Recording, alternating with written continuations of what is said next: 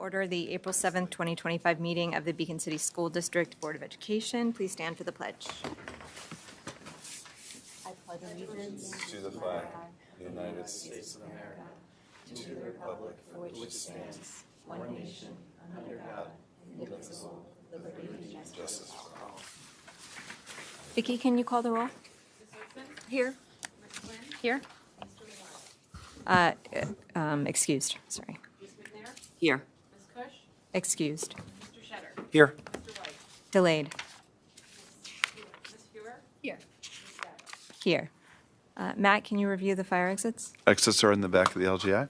Alrighty. So now we have open to the public. Does anyone have a public comment they would like to make? You, sir, go for it. Oh, thank you.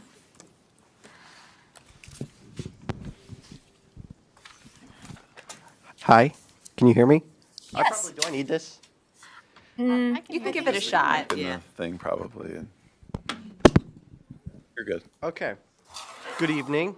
My name is Bryce Holland, and I am seeking your consideration for election to the Duchess Bosey's Board of Trustees. I attended Arlington Central School District. I was going to mention I was actually a student of Dr. Shetter's. I recently graduated from the University of Virginia with a self-designed major I called Cradle to Career Education, inspired by the famous Harlem Children's Zone. On March 5th, I was nominated by the Poughkeepsie City School District for the BOCES, which I have the honor of serving in my employment at the Poughkeepsie Children's Cabinet, a nonprofit collective impact organization. When I was in college, I was soulful and sentimental. I knew I wanted to study education to help children. Having been born into poverty in the city of Poughkeepsie, I felt I had something to owe to the kids who were just like me, who may not have gotten to go to college as I did. I avidly searched during college for a silver bullet, the answer in education that all kids, no matter their backgrounds, can grow up to have successful careers. And I was constantly thinking about this powerful statistic that 80% of a child's waking hours are spent outside of school and how to account for that time. So I say all that to express, firstly, that I am a proud native of the city of Poughkeepsie and resident of Dutchess County. The second is to explain my personal commitment and belief in the power of BOCES programs such as Career Technical, Adult Education, Resilience Academy, and Special Education to eliminate opportunity gaps across the county. I believe BOCES serves a vital role in helping students with diverse learning needs to achieve their goals and ultimately realize this dream of socioeconomic mobility for all of our children, all. So for me to be home on a mission to eliminate opportunity gaps is both personal and purposeful. In this polarized age where fear and crises are normalized, no solution has ever made more sense to me than the importance of local work like education, uniting communities with the shared understanding that for our children, as well as our democracy, neighbors must work hand in hand against adversity. I believe Dutchess County can be a model of that and inspire others to do the same. I believe in America where place-based cultures thrive, where each and every person is passionately working in their communities and doing their part would be a much kinder America, one better prepared to face the challenges of our time. So to that end, I hope you will consider me for your vote for the BOCES Board of Education. I'm very deeply thankful for my education and its opportunities that led me to my passion to pursue education and local advocacy. So it would be my honor to be of service to all of you on the BOCES board. With that, thank you very much. Thank you. We appreciate your time. Of course. Thank you. All right. Anyone else? Seeing no one. We will move on to the workshops. Tonight we are starting with our instructional budget workshop.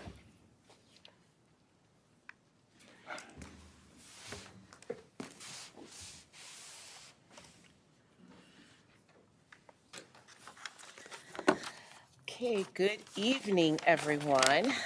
And I am going to time myself to make sure, because, I could stay up here for 2 hours, so I'm going to actually time myself to make sure I stay on track. All right, so I think everyone knows me, Sagradi Rudecindo O'Neill. Proudly served the Beacon City School District as the Assistant Superintendent of Curriculum and Instruction. So I just wanted to this is going to be very quickly, just wanted to kind of highlight all the different learning opportunities and topics that our teachers have been engaged in throughout the year.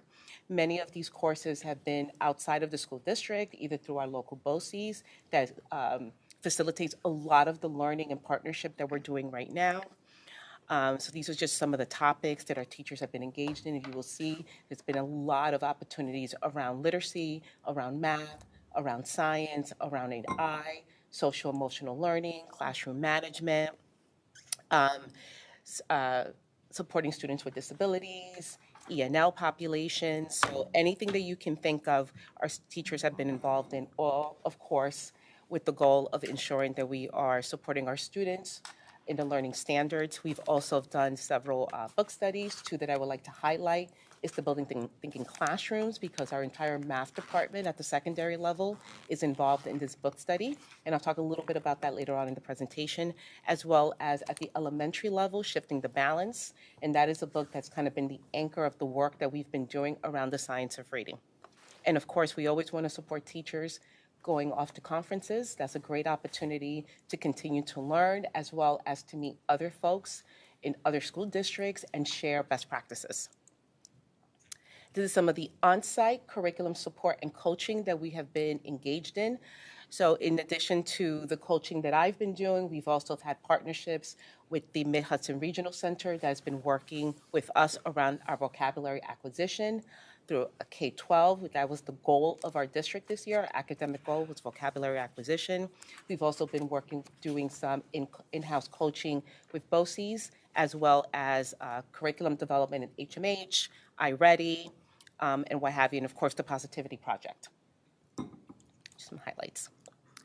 And then these are new courses that are going to be added to and I don't think we've ever really had an opportunity to kind of look at our Beacon High School course catalog, which you can look at your leisure. You can see 54 pages of wonderful things that our students have available to them.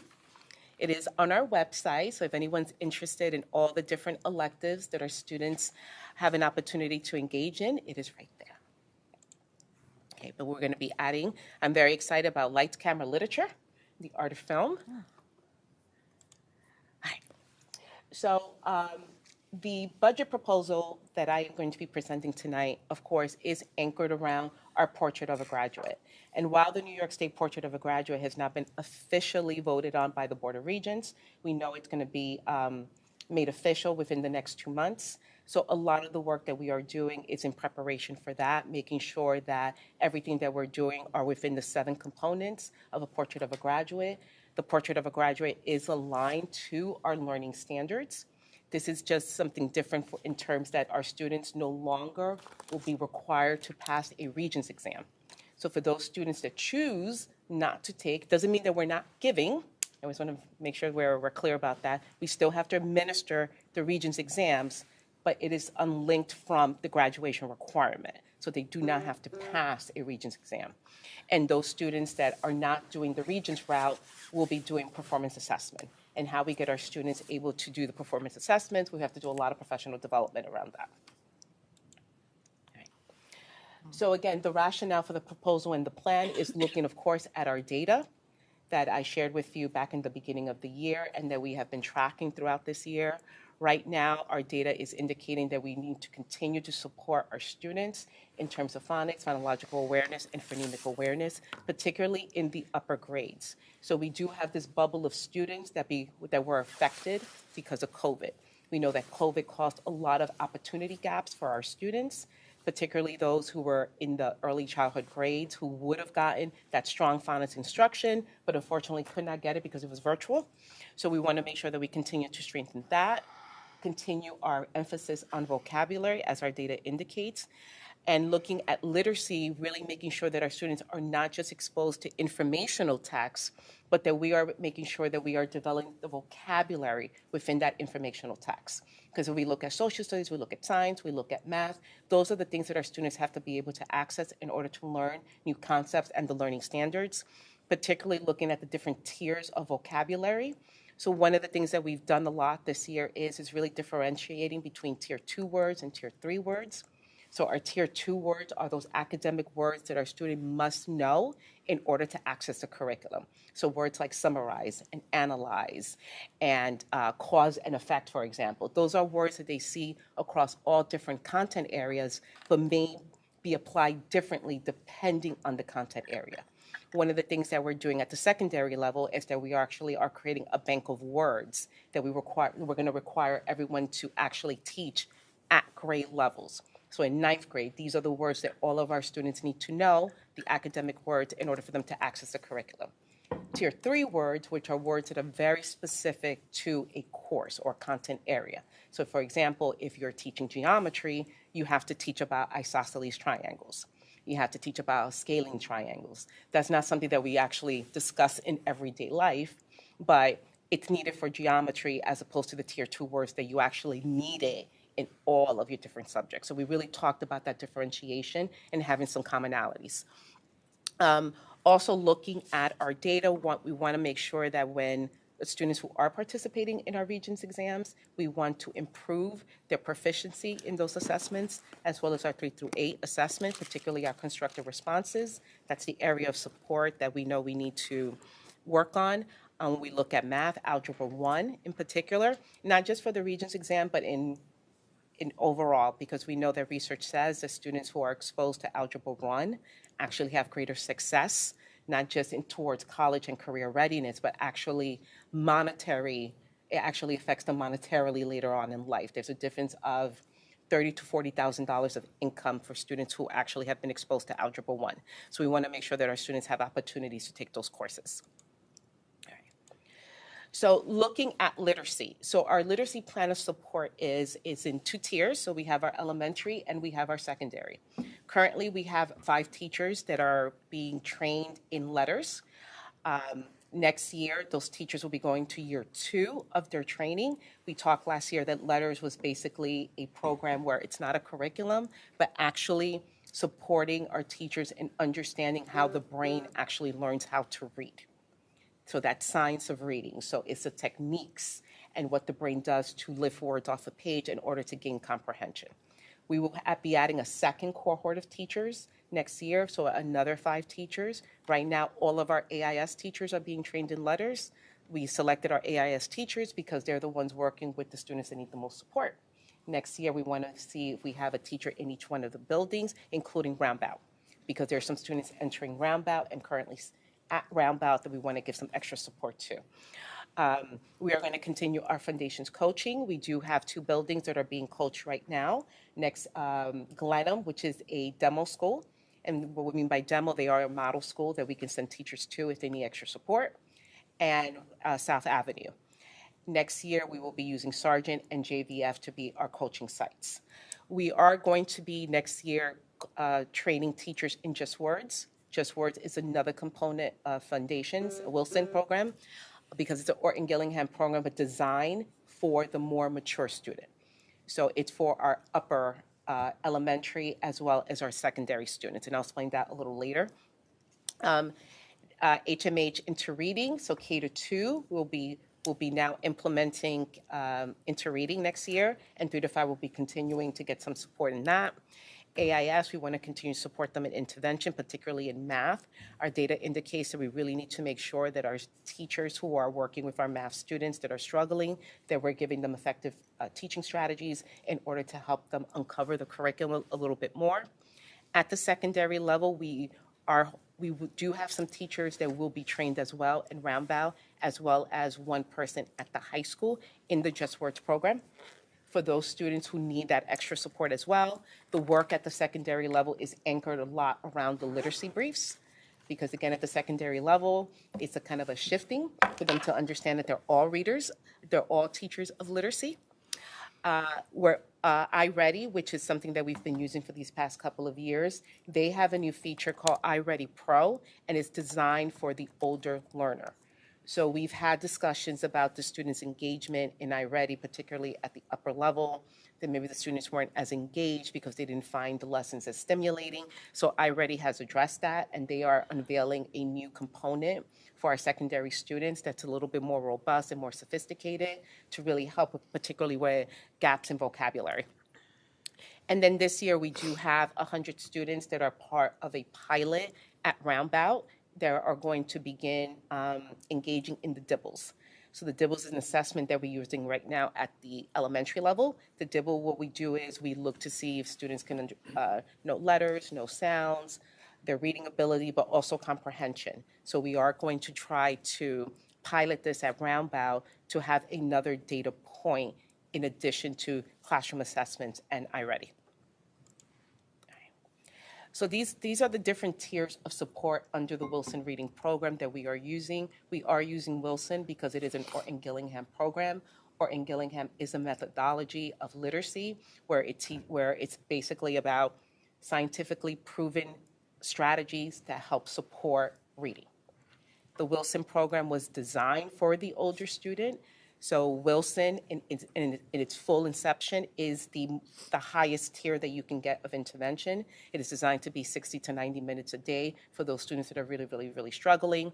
And then the way we use the other two programs here in Beacon is that the Foundations program, which is for K2, we call them Baby Wilson, is really at a tier 1. So that's something that all our students in K2 are being exposed to. It's 30 minutes a day.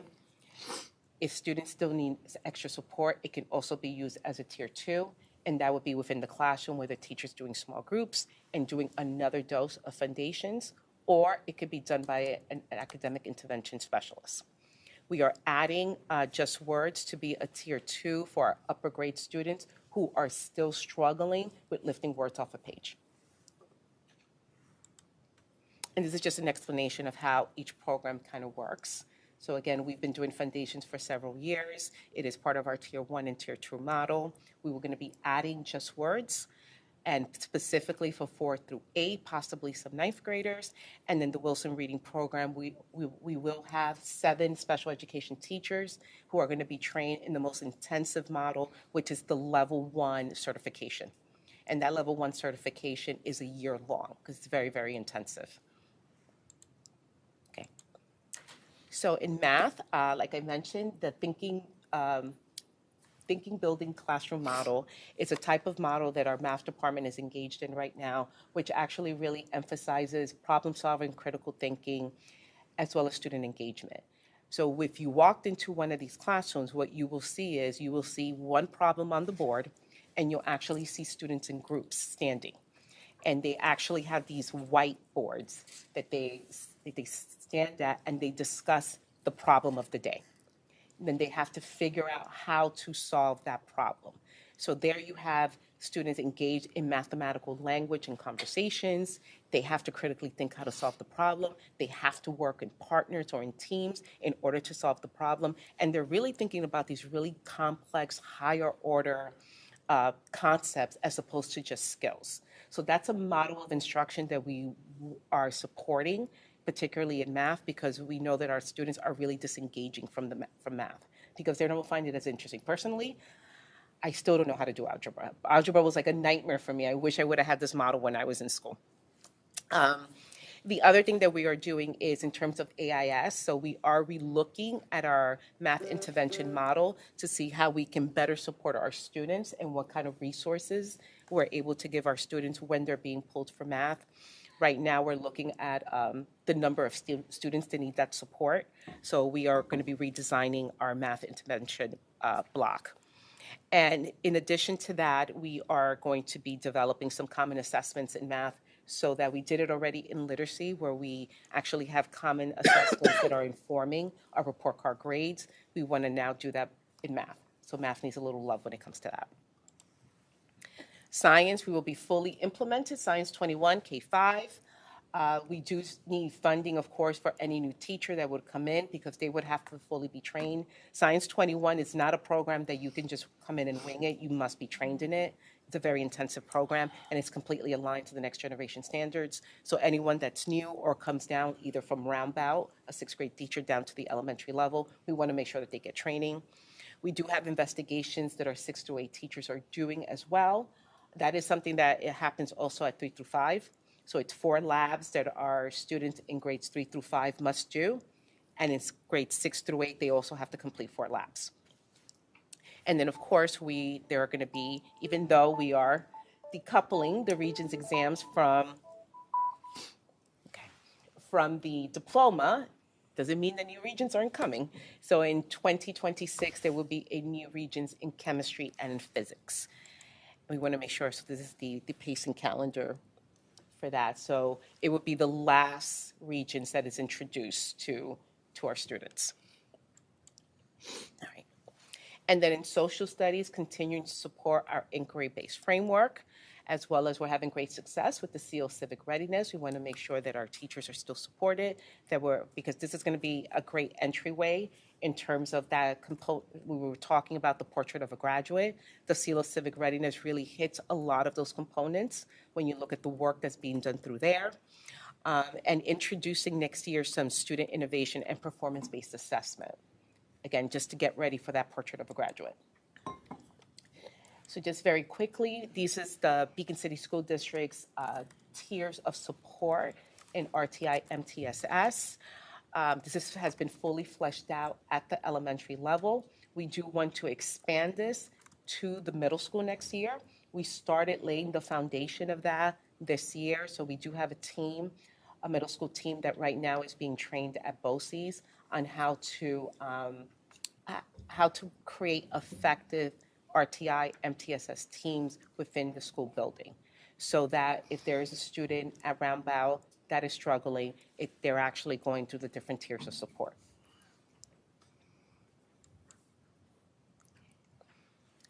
So again, these are the areas that we're going to continue to support in RTI MTSS. Again, it's always a work in progress. We want to, again, expand to roundabout so that we have a solid K-8 model. So, the federal law says it needs to be K-12, but that takes a lot of time. From after we came back from COVID, there was a lot of work that we had to do. I have to say I've had some great teachers who have been working with me on this, and they've created some really great resources for our teachers. A lot of work has been done at the elementary level. We want to expand it to the secondary level. And then again, social emotional learning. We are still committed to responsive classrooms and the methodology around responsive classroom, continuing the Positivity Project for next year at all 4 of the elementary schools. Positivity Project can now be run through BOCES because there are other districts in Dutchess that are also doing the Positivity Project, so now we'll be aidable. So we're able to run it through there. Supporting our ENL students, part of New York State does require that 15% of professional development is to supporting our ENL students and ensuring that teachers have the strategies and support for when they have students that come into their classroom. Okay. And of course, AI. So we've had many teachers, if you see from the list, who are engaging in a lot of professional development on how to use artificial intelligence, ChatGPT. There's a lot of softwares and tools that are available to our teachers, but we want to make sure they actually know how to use them before we roll anything out to our students. Okay.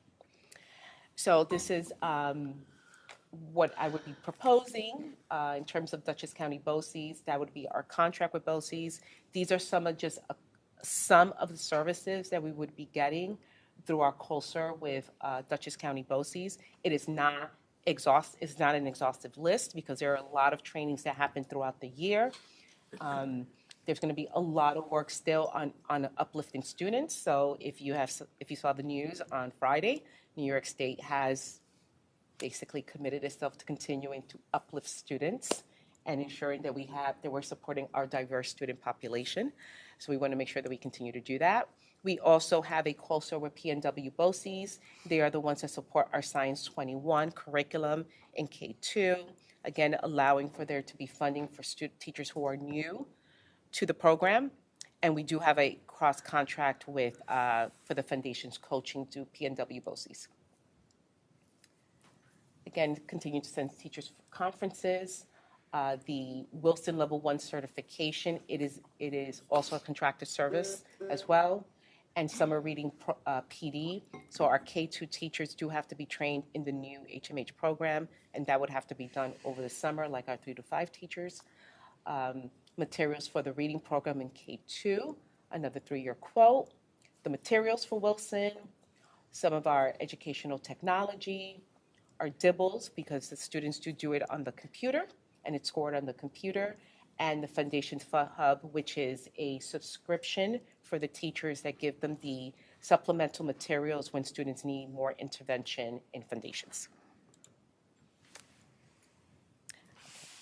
I went past my time, but not by too much. That's all right. Does anybody have any questions or comments on the presentation? No? Okay. Thank you so much for such a thorough presentation. All right, next up, budget.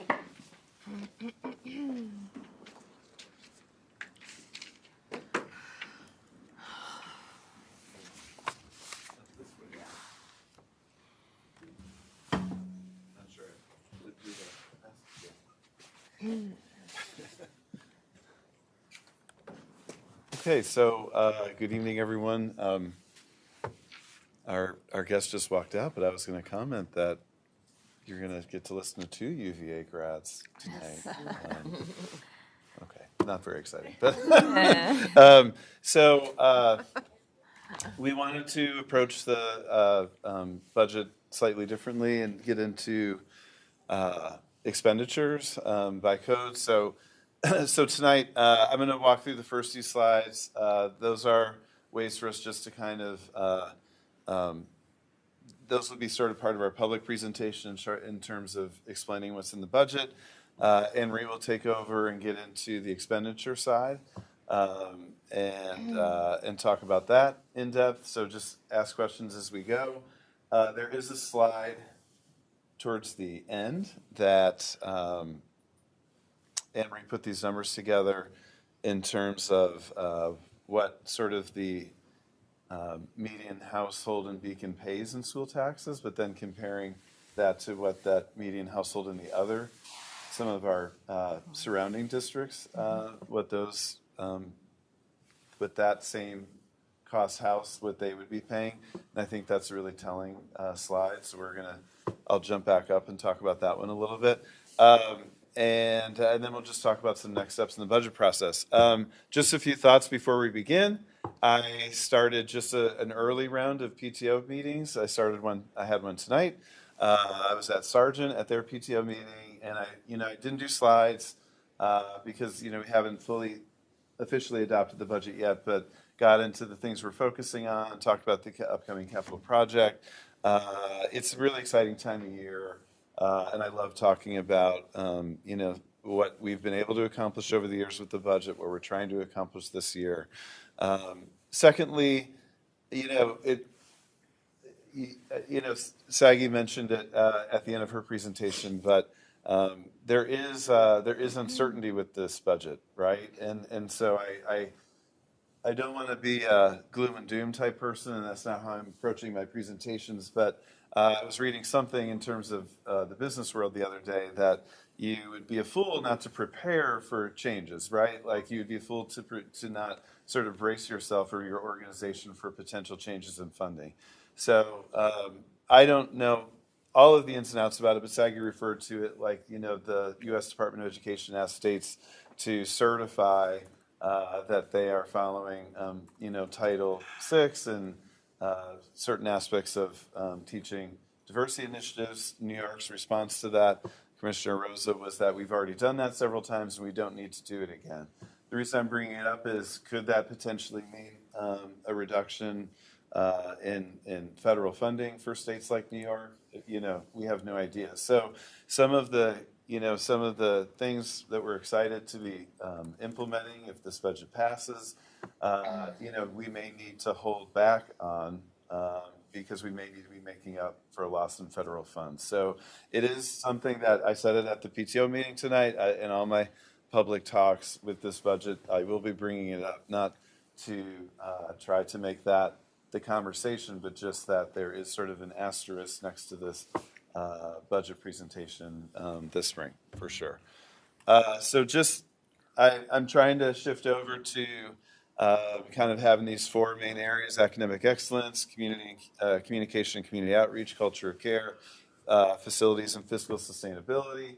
So, these are just things over the years and things we're proposing for this upcoming year that we're really proud of in terms of what our budget has done in terms of funding values in the district, from small class sizes to a variety of coursework, some of our community partnerships, expanded mental health staffing, the 2024 capital project we're excited to be talking about too. So, it's something I say every year in terms of funding our values, but we really have aimed over the years to present a budget that really gets at the core beliefs of our district. And obviously our central belief is that diversity is our strength. So this is not a perfect timeline, but every year I kind of talk about things we've gained over the years in the budget. And so we tried to make it a little bit more visual this time around. This was based on some feedback from like the PRAL committee of the board, and we played around with this a little bit. So we've been able to reduce class sizes. We added the instrumental music in 4th grade, which if you've been to like a high school or middle school band performance the last couple of years, you've seen an exponential increase in what the kids are doing. And I think the 4th grade music has had a lot to do with that. With mental health staffing, we've added over the years 2 social workers at the high school, a guidance counselor at the middle school. In terms of curriculum, Saggy did a great job of talking about all the things we did. And, obviously some of the curriculum stuff started before 2021, but a lot of that was pushed that year. Pre-K, in that year we piloted full day, and that's expanded to now 110 spaces in classrooms or seats for pre-K. Partnerships, some of those partnerships we've had for quite a long time, but this past year we piloted a partnership with Compass Arts. And when we say a partnership, we're not talking about a huge ticket item in terms of the budget. Common Ground Farm, our partnership with them over the years has been somewhere between $20,000 and $30,000 a year for field trips and in-class education. For Land to Learn, it is increasing a little bit this year, but it was around $50,000 a year. I think now it's in the 60, 62, I want to say. And then Compass Arts this year, it started very small. They're doing some clubs at Roundabout. They're doing a play tomorrow at South Avenue. They've done some other things at the other 2 elementary schools. Next year, we want to expand that just a little bit, so we're working with them to have a partnership that's around $20,000. And this is all run through BOCES COSER, the Fine Arts COSER with BOCES. But with the Compass, the idea is to keep doing some of the things they're doing, like after-school activities, but also see if there's ways they can do some in-class presentations as well. So I think it's a way that they have funding that they can sort of expect every year, and we can also expect some programming for our students too. So our roadmap for next year in terms of new things we want to be offering is we have these summer student workshops at Beacon High School. Corey talked about them some months ago, but they're not a huge initiative, but bringing in upcoming or prospective 9th graders for a couple of days in a really focused environment to get them ready for the upcoming school year. Also bringing in students who are trying advanced coursework, especially kids trying advanced coursework for the first time, to give them kind of like a foundation to base their experience on. We want to do that over the summer too. Site-based mental health at Roundabout and the break program at BHS. We talked about those in Heather's presentation a few weeks ago. The Point 5 speech teacher, we talked about that, or Heather talked about that in her presentation too. Math and reading intervention teachers. So right now we have 3 math intervention teachers at the elementary level. We have 4 schools. So we want to increase that by one and have one in each building. That is not, that math position is not so much a budget initiative. We're taking a position that we no longer need after this school year, and we're converting it into the math position, but it is a big step for us. The 2 reading intervention teachers would be at the elementary level, and that's the one where I do have like the asterisk next to, in case there's an interruption in federal funding. We'd need to use that to probably, keep funding the things we currently have, meaning federal funding funds are for elementary reading teachers right now. But we're really excited to be able to expand that this year. I think we have a really big need, and they'll provide a lot of support. Actually, there's a side effect of that if we're able to bring in these 2 extra reading intervention teachers. The TOSA, Leslie Tompkins position, TOSA position that's been working with the elementary schools, we'd be able to move over to Roundabout to help with the MTSS process at Roundabout, which would be another big gain. Professional development, Saggy spoke really well about what we've been offering and then what we plan on offering next year. I think it's a real intensive, especially in the area of reading, an intensive plan to really upgrade the training for a lot of our teachers. The thing that's not on this roadmap is the 9-period day at Roundabout. So when we continue this slide for April 22nd and beyond, our plan for that is to have, like, we're sort of thinking that would take somewhere between 3 to 4 teachers to do. Our goal for that is for the 26-27 school year. I think the only way we do these things is to phase in. The math and reading intervention teachers at the elementary level were a more pressing need. We feel the need for the 9-period day at Roundabout is also pretty significant, but we want to do the elementary intervention first, and then 26-27 start planning now to make the resources available to accomplish that the 26-27 budget year. So we're trying to be a little bit more visual with our offerings or with the budget approach this year. The next phase of the presentation is Anne-Marie digging into just like the different budget codes and just talking about what actually is in the budget, and just so we have a sense when we get to April 22nd of what, when we're actually proposing that final budget for the board to adopt, that you have a better sense of what's in it. I think that's, yeah. Thank you. So this is just a visual of the major components of the budget. Obviously, salary and benefits, we had talked about that at the last meeting, make up most of it. In debt service, I'll talk a little bit about the increase in debt service and why. And then the remaining 15% is all the other supplies and equipment that's in the budget. The total estimated budget that we are proposing for the 22nd is $87,720,000. It is a little bit more than what we had presented in the previous meeting. I did do a deep dive into the revenue side. There is some pilot revenue that we are going to be getting in. There is a second pilot on Tompkins Terrace, and there's the Marabou pilot. We had to do an estimate on that. So that money was able to put into it, so you're not affecting the tax cap, and the state aid number is the same. So we were able to raise it a little bit more without affecting those 2 items. So first we're going to start with district office and central administration. This is a current to a proposed budget and the dollar changes. I think I'd like to comment on just some of the major areas. In the BOCES services, that includes our Envision program that we use. The special education department has transitioned their stack into BOCES. We were using a private corporation before. We utilized Questar BOCES, Forecast 5, that's all through BOCES. These were all programs that the district used as a contract. Now they're into BOCES, so we are able to generate BOCES aid going forward.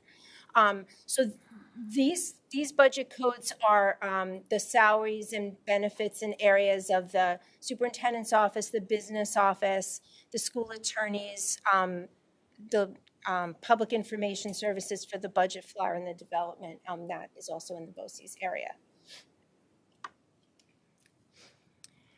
District Central Services is facilities and security. And major areas of change, again, is the BOCES area. We are using ML schedules through Capital Region BOCES, which is a facilities program. It's going to utilize some of the warranty information on some of the bigger equipment, also to do fixed assets, which is kind of a built-in project there.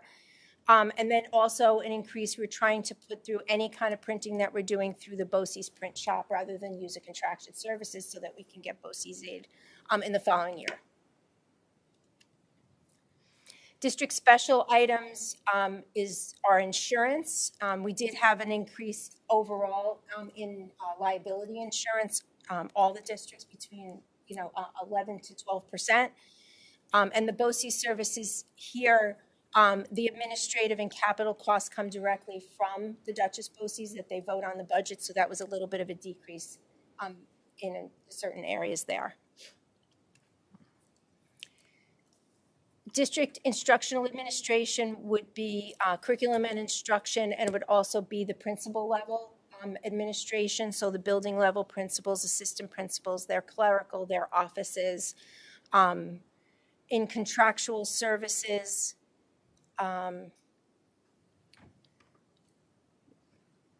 some of the contractual services that we incurred a new curriculum program and some professional development in there. Also in this area are our partnerships we had mentioned that we're going to have an increased program with Land to Learn. We have Compass Arts in there. We have Common Ground Farms, and we also have Clearwater. So all of those programs are in the contractual expenses area. District regular education, obviously the biggest piece of the budget. That's the teachers' salaries across the board in the buildings and their equipment contractual, just basically the running of the instructional side of the teachers and teacher aides, teaching assistants, monitors, textbooks. And then a portion of the pre-K is included in these costs. So remember, pre-K is not fully funded through the federal and state funding that we get. So a portion of the pre-K teachers are in the top line as well on salaries. This is district special education that Heather presented on last meeting. So there are some increases, and we have to anticipate tuition and BOCES for. It's not necessarily a cost increase, although we have seen the tuition costs increase based on the rate. But we do have to build in a couple of different positions in case students move into the district. So it's an estimate. Heather's done a great job in trying to estimate, and we actually have a little bit of money this year that we didn't incur, which is great. But in special education, we do have to make sure that we have enough in case we get additional students. District instructional costs would be the school psychologist, the guidance, all the services that relate to the school buildings. Again, BOCES has decreased in this area. There's a couple of decreases based on people retiring in the salary area and the replacements. And the equipment's just raised a little bit in that area as well, but nothing really significant. District pupil transportation, the biggest area here is the BOCES. So we are desperately still trying to hire bus drivers. We had 2 in training, which we were very excited about at the last meeting. But if we do not have enough drivers to do the routes, and in this case it was the special education out of district routes, we have to do it through total transportation that is through BOCES. So we have had an increase in the amount that we had to. We were hoping to bring back a couple routes, but we needed to increase the budget in that area. In the equipment line, there are 2 major pieces of equipment that our head bus mechanic needs to purchase. It's a welder and a tire balancing machine. So that's why that equipment line has changed. There are no buses in this. We had talked about putting a wheelchair bus into the general fund budget. We went back and checked with the head bus mechanic and with the transportation supervisor, and he does not believe that we need to purchase the wheelchair bus this year. So we are anticipating the delivery of the 2 electric buses over the summer, and we had ordered 2 gas diesel buses last year with the proposition that we still have not received. So those are still coming. So for now, we're going to talk about not putting up a bus proposition, not having a wheelchair bus in the general fund budget going forward. Anne Marie, would the charging for the electric buses be in this too? Like, The chargers are part of what we're Of the funding purchase. through the ban. So that's all taken care of in the debt area going forward. So we did receive the 2 buses and the 2 chargers, but we did get the grant for a good portion of that, and we are financing that. So I could talk about that in a minute. District benefits, our employees and teachers' retirement, our Social Security, our workers' compensation, all those areas that, that just basically take care of all the benefits related to all the employees in the district. And debt service. The bond principal amount has increased. We are anticipating going out to bond for the 2021 capital project, so that's the estimate there. And we're also doing some bond anticipation notes.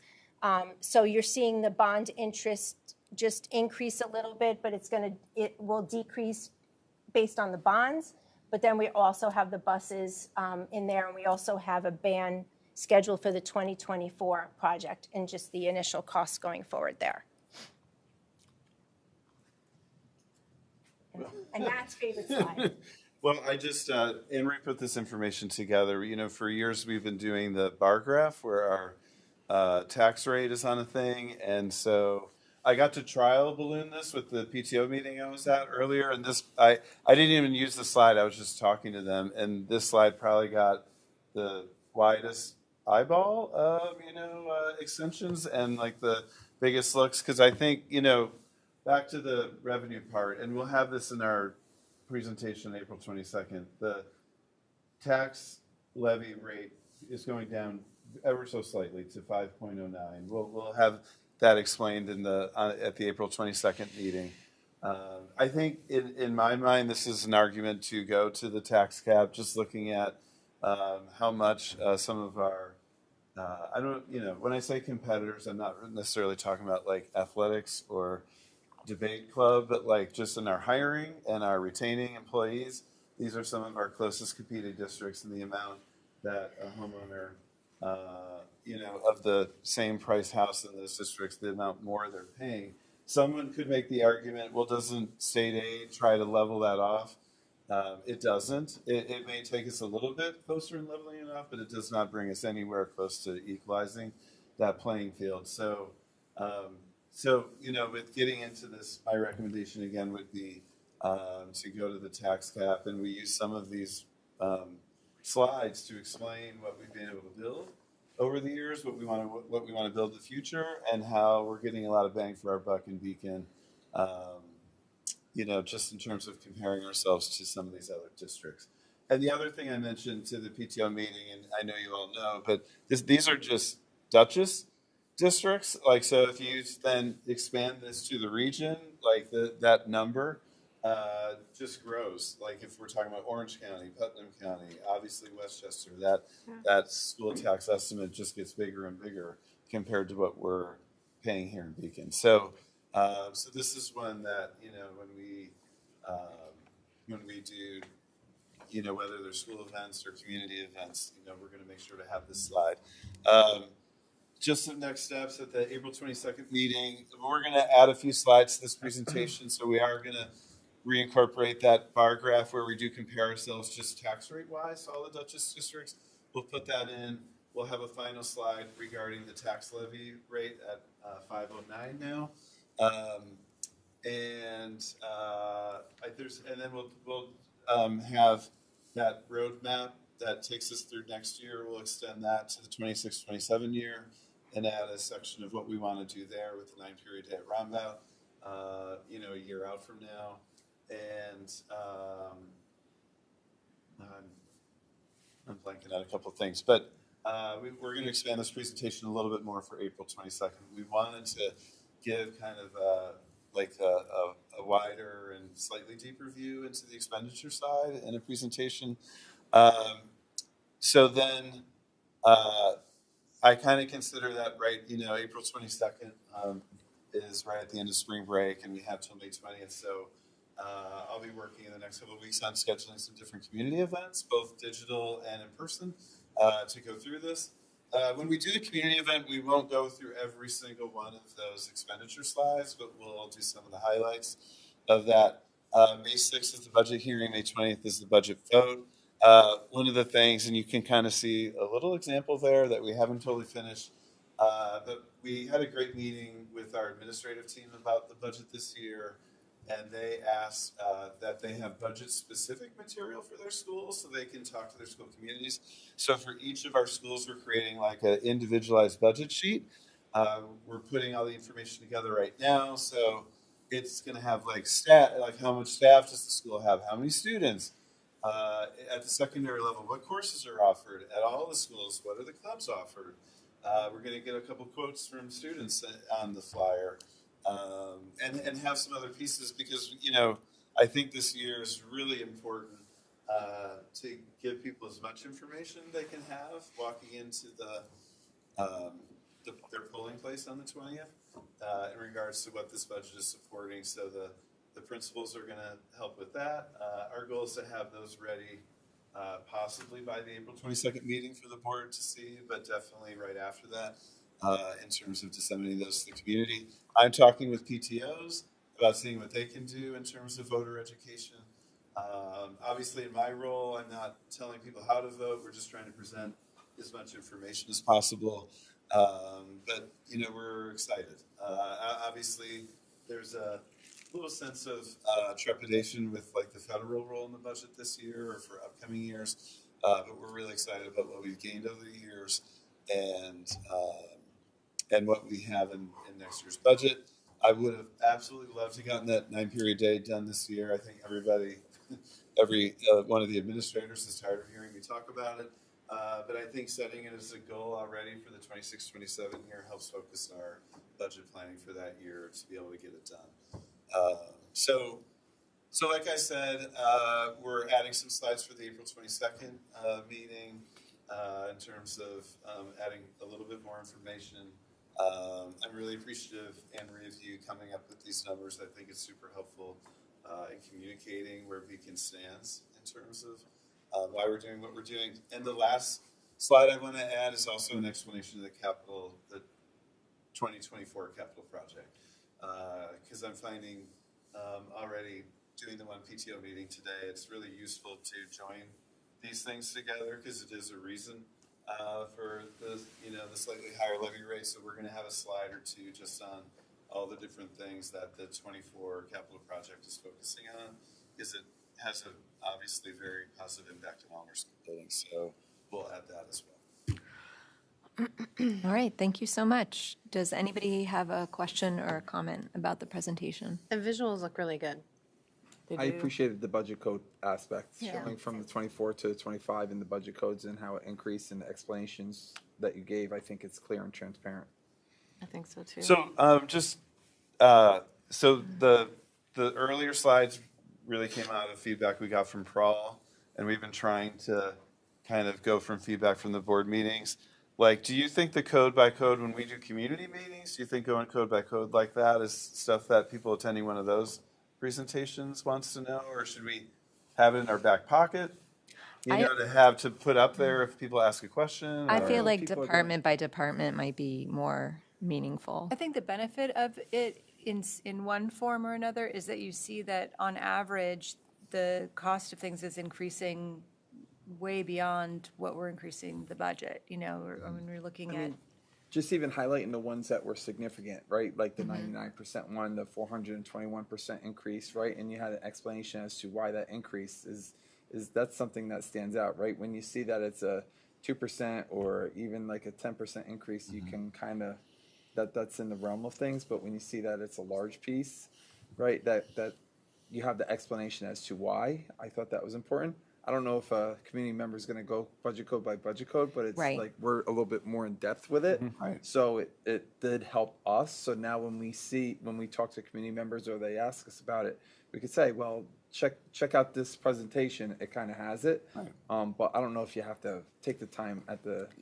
committees, Yeah, I but, think like, talk in having- terms of like things that they understand, right? Like Correct. a person would understand goes into a school budget. Yeah. Right. Okay. I think you should have them as appendices for anybody who's interested in digging in, or like if there is a discussion about the details. But two things. One is I do think that anywhere there's a delta in like in an item, there's a story there, and that sort of puts it in a context. I bet if you looked at each one of these things and why they're changing, that narrative is probably, and including when things go down. Why something, because I think that gets a little bit lost when you're looking at these in a spreadsheet presentation. But I had thought of an example, but now I've lost the page. But anything where there's a reduction, like the contractual expenses, like that story, everything that we're folding into BOCES, that's a really important narrative to show how mindful we're being and how we're trying to take the money that we're getting and stretch it further. So I think that explaining that, here are where the increases are, here's what they're going to, here's where the decreases have been, here's why that's happened. Those on balance, I think, are good to put together. Just one tiny small critique, especially for just presenting to others, is I think people get like the idea of half a teacher, but half a teacher is also funny, like a 0.5 teacher. And so I think a little bit of like more of a layman's term description of what that means, just because I think it's more like internal lingo. Yeah. And just being in the education field, like a lot of this stuff you could show if you highlighted that are aidable, like BOCES contract is aidable, Right. like textbooks are aidable, right? So Right. we're getting money back on money that we spend when we do that stuff. I mean, Right. that's just a nitpick, but I'm just, Right. you know. Well, and if board members have any idea about like a community space, or like a community group that you think might even want like a 15-minute budget talk, or what I mean, just let us know, because by April 22nd, I'd love to have at least a few of those scheduled. And I always feel that those, everyone may not agree with you, but like it has the potential to create a conversation beyond the meeting itself, right? Like the people who attend have things to say after they leave, and so if you have any ideas there, just let us know. I also think, Matt, when you go to each slide, central office, maybe making it more specific, like the one page said curriculum development. It's like, to me, that page was like teachers and teaching assistants, right? And then the other one was like principals and directors. Like, I think parents might understand that more than direct, just so that they know this page is the teacher page, and that would explain why that's so much money.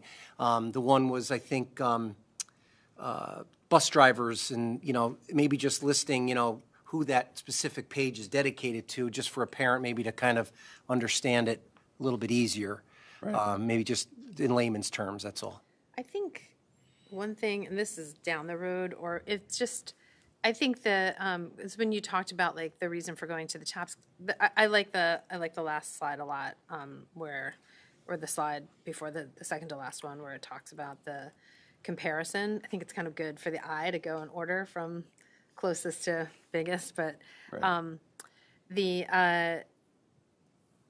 there's, I think, a follow-up slide to this, probably not super important, but if somebody gets into the weeds on it, average teacher salary, or something that shows what we're competing against, because we are in a competition for talent, and that the importance of teachers. So I think that also puts a competitive piece. It's not like a must for this, but I do think it's kind of a good thing to have in your back pocket, because if you're making the case here about the difference in the cost per household, and then you kind of make a case about average, what are we trying to build towards? I think that sort of gives the why does this matter? I have a question. So the state budget is not final yet. Is there a scenario where we're voting on the budget without a final state budget? I sent you all a thing from NISCUS to your email Yeah. that you may not have had a chance to read, Yeah, I but didn't. it quoted the governor as saying, whether it's passed or not by May, by the budget adoption time, schools should know enough. Do you see the governor's quote? Schools should know enough to be able to do it. I assume that I'm not means, saying like it'll be around this much. I assume on that a- means it's not going any lower than what I Yeah. said, and so plan on that as my Okay. interpretation of, Yeah. how, We're governor going on speak. vibes. But, We're voting vibes. Classic. but I, when I saw that thing that I sent you and it said standstill, I don't love hearing that. It's on a standstill about non-educational Yeah. issues, not about education. But so, Anthony, you asked the question, and I don't have a great answer today either about, well, if aid goes up, what would we do? I think we don't have like a direct plan for that because we still don't have a clear sense of whether that's going to happen or not. But I'd have to go through a lot of slides. But the pathway one, so this one, this is coming in at a pretty thin margin for error. The things we're trying to do, and so more aid would kind of help cushion this a little bit.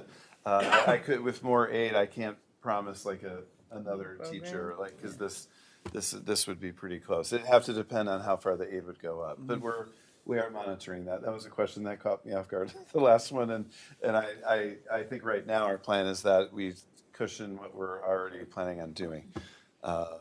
So anyway. Okay, Really good.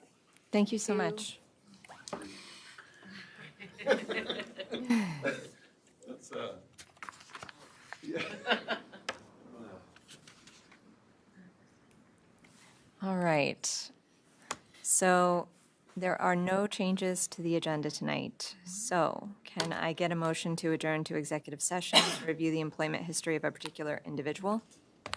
So moved. Moved by everyone, second by anyone? Second by Kristen. Passes. All in favor? Aye. Okay, passes. The board will return in about 30 minutes. Does that sound right, Matt? 30 minutes. Back. Matt, do you want to do your report? Sure. I'll be really brief tonight, since we've shared a lot of information.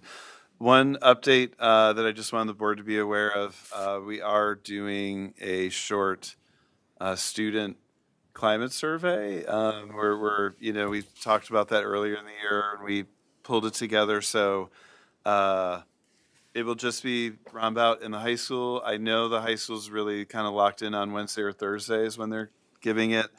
I think roundabout is looking at Thursday. It's really short. It's be 10 to 15 minutes. I know at the high school, I think they're running it through social studies classes, but it's looking at sense of belonging in school, engagement with learning, and also there's some questions about cell phone policy and stuff. So this survey we're doing is normed against national data. So when we get the data, later in the spring, we'll, share it out in one way or another. Okay, great. And that's all I have. Okay. All right, let's move on to Board of Education comments and committee reports, starting with Semra. Thanks, Aggie, for your report. That was great. I'm liking the investment in AIS in the middle school. I think that's gonna do a lot. And the clarity on the reporting on the budget was really helpful, so thank you for that as well. And I'm very excited for the Space Pirates play tomorrow at Rombout. South Avenue. Thank you. My daughter has a lead role. What? Can you remind me what time Venue for that. I know. what time is the play? 7 o'clock. Okay. Nice. All right. One Kristen? of the leads. It is. It's all wet. Yeah, thank you for the excellent curriculum report, and the budget presentation was really just informative and really user-friendly. So I really appreciate all the effort that went into that. And I am texting with the superintendent about an audit and finance committee meeting. I just saw Good, okay. the dates pop up, so apologies. I will Okay. I will confirm that with you. All right. But most of the dates we talked about worked, so that'll be coming soon. Okay, awesome. Levon?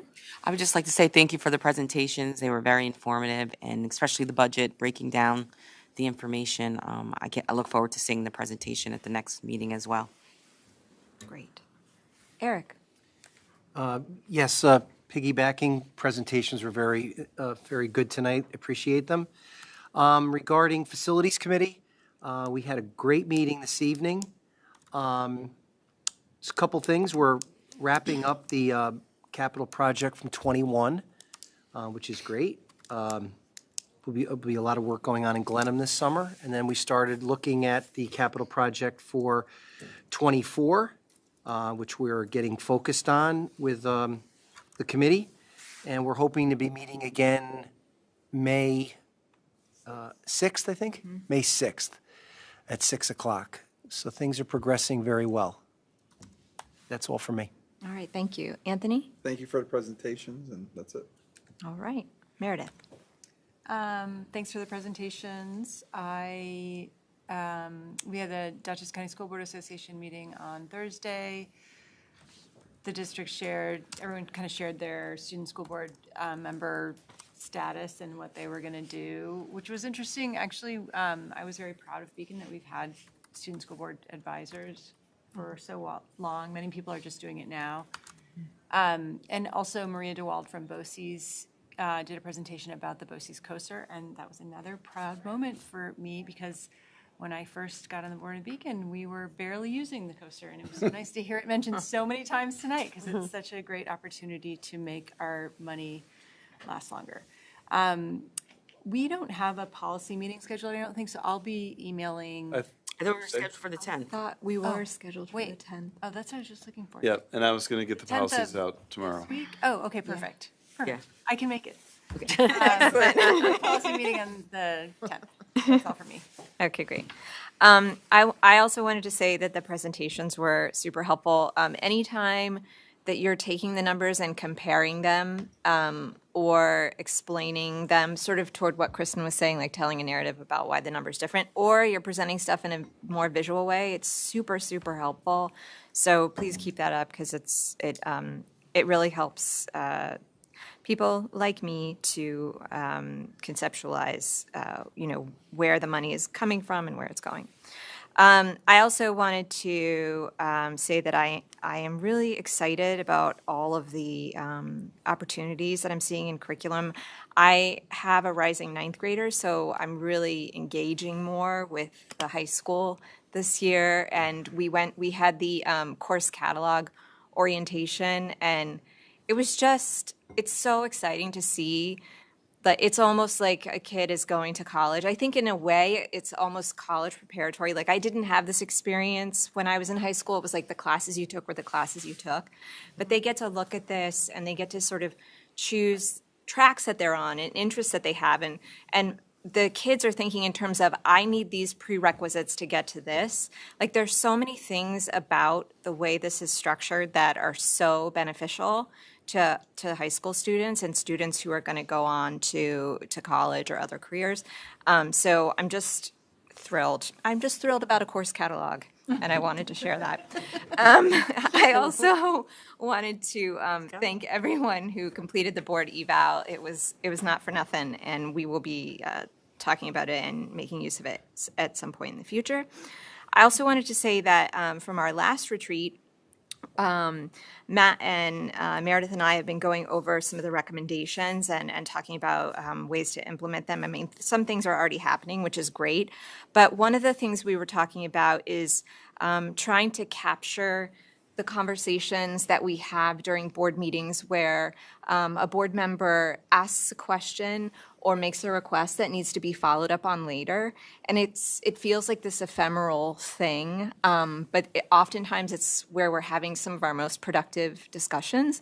So I've created a shared spreadsheet, and it's basically just a BOE follow-up spreadsheet, and I'm going to share it with you guys. And anytime you have a question or a request that's going to require follow-up, you will add it. You can ask it and talk about it during the meeting, but also add it to that sheet, because then we will, make a habit of regularly cycling through it and making sure that those things are getting responded to. So that's all from me. Now we can move on to the consent agenda.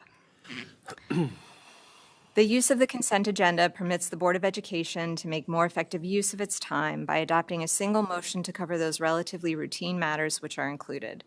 Any member of the board who wishes to discuss individually a particular piece of business on the consent agenda may so indicate, and that item will be considered and voted on separately, thus preserving the right of all board members to be heard on any issue. Are there any items that any board member would like to have removed from the consent agenda?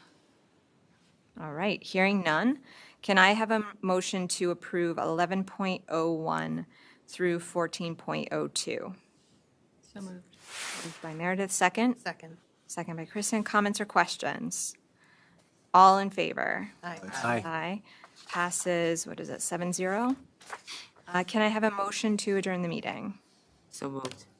Levon, second. Second. By Meredith. Comments or questions?